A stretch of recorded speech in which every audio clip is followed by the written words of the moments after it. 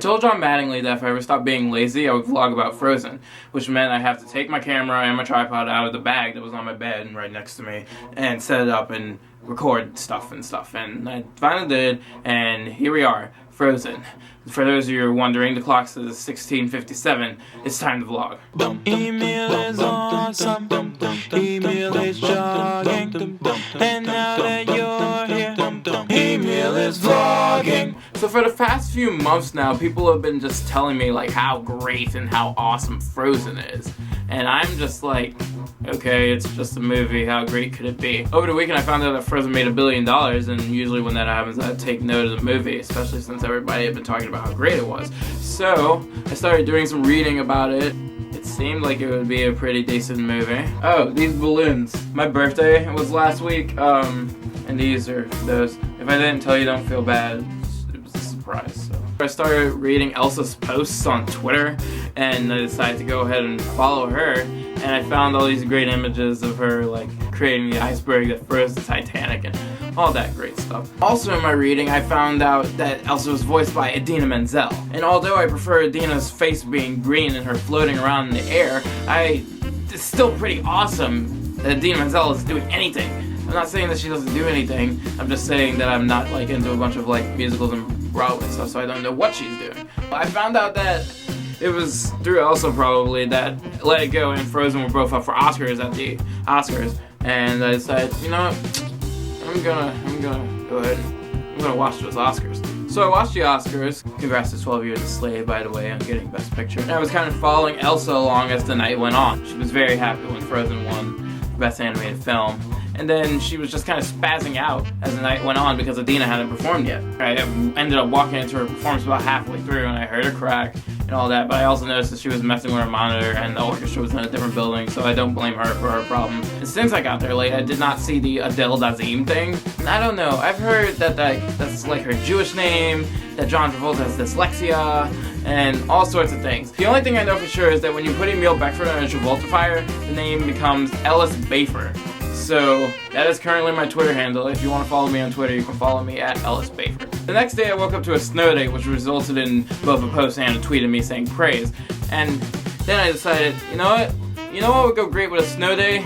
Frozen. So I found Frozen on the internet because it wasn't on Netflix or Redbox, and I don't check other places because they're obsolete. Even though I had some issues with it, in terms of story and getting away from the cliche, so much better than Despicable Me.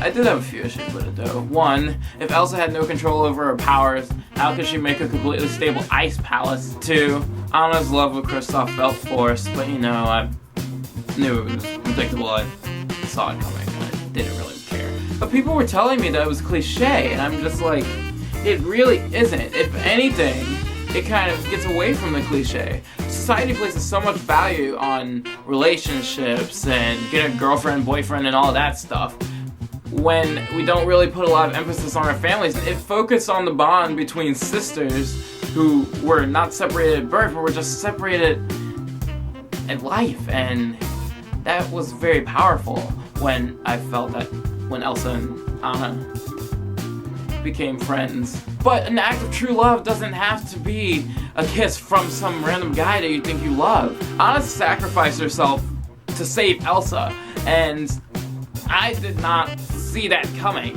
And then she turned into an ice sculpture. Did anyone else think of the book version of The Little Mermaid where she turned into styrofoam and died? She rescued herself. And that just blew my mind. That just like, whoa! Also the song Do You Want to Build a Snowman just kind of melted my heart. Frozen was a great movie. If anyone hasn't seen it, you need to go see it. Also, I want to make a shout out to the animators.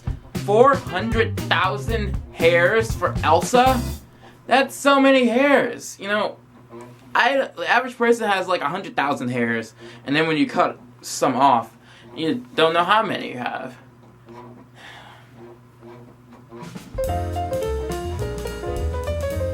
You know, this hair is bothering me. I'm just gonna let it go.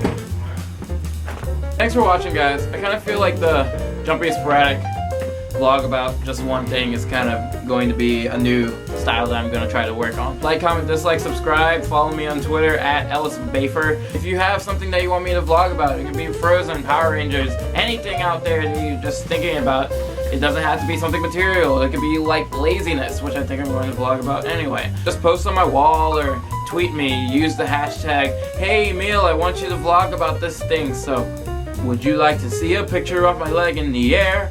Too bad. Here it is, cart.